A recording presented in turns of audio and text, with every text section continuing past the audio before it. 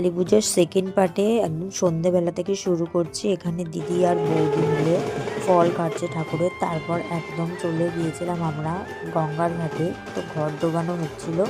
তো কন্টিনিউ ভিডিওটা দেখতে থাকো, আবার আসছি তারপর।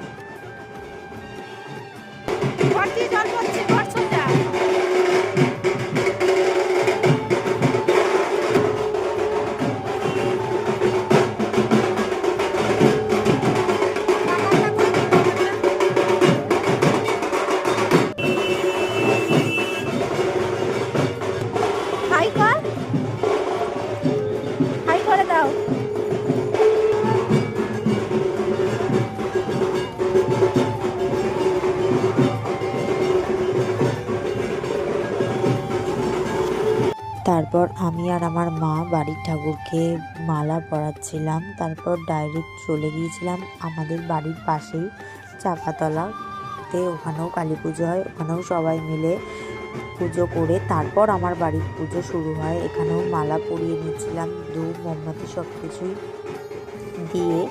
তারপর সবাই এসেছিলো, বাড়ির দিদি, আমার পিসি, আমার মা, সবাই। এই পুজোটা এখানে পুজো দিয়ে তারপরেই আমরা ওখানে বাড়ির পুজো শুরু করি।